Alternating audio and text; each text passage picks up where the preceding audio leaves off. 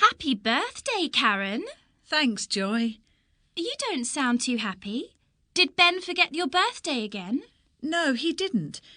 He forgot our wedding anniversary, but he's never forgotten my birthday. So what's the problem? Well, he bought me this really expensive present. It's a diamond ring. Wow! What's the problem with that? Don't you like it? It's beautiful, but it must have cost a fortune. And we had an agreement. You see, we're saving up to buy a new car. So we agreed not to spend much money on presents this year. I see. So when it was Ben's birthday last month, I just bought him a T-shirt. And now he's bought me £1,000 ring. How are we ever going to afford that car we need?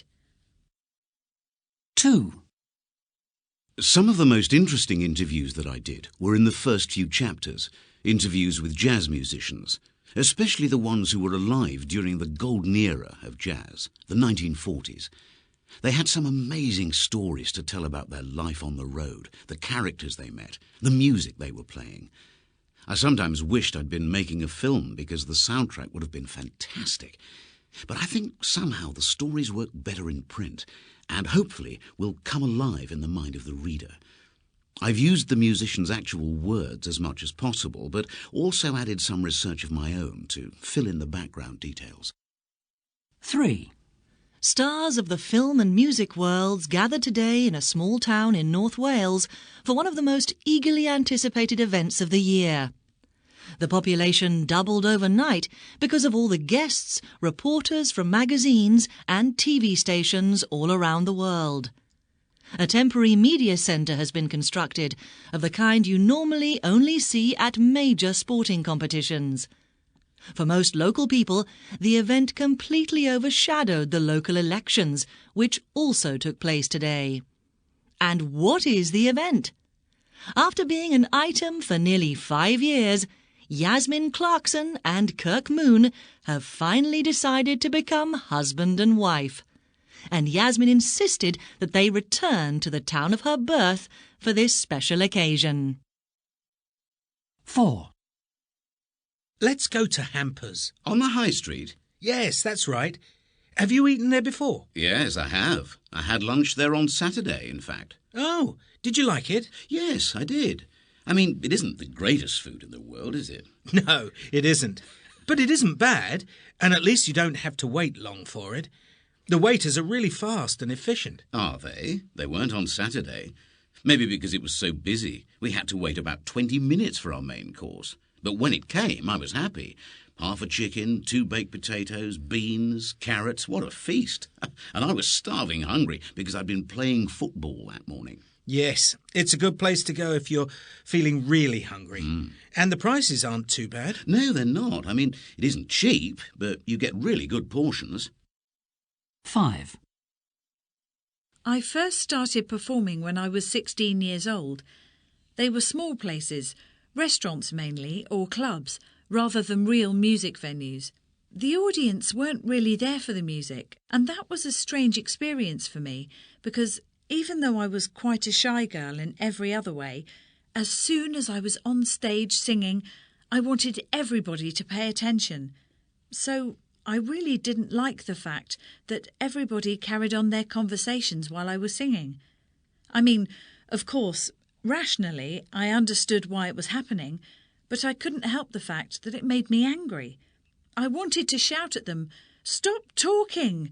Listen! I'm brilliant! Why can't you understand that?" I was only 16. 6. I don't get on badly with my family. I mean, we argue from time to time. All families do, don't they? I have the most disagreements with my dad over silly things like not locking the garage door. He gets quite annoyed with me, but not for long. We usually end up laughing about it later. That's the thing about our family. We like a good laugh. My mum and I often share a joke. My sister wants to be a comedy actress, in fact, but I don't think she's got much chance. She's got a good face for comedy, but I don't think she's great at acting. 7. Do you know why you're here? Yes, I do. Good.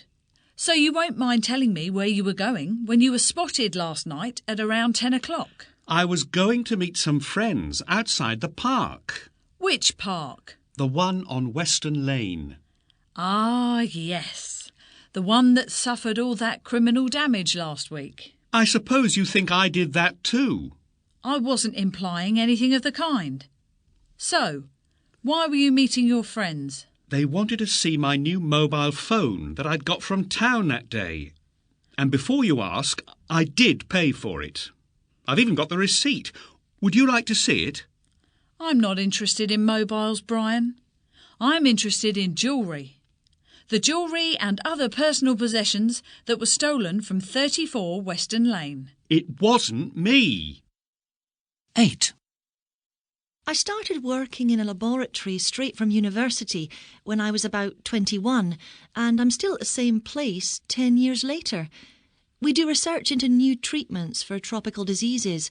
I really love it. There's a great team spirit, and I get on really well with all my colleagues. They're all intelligent, interesting people.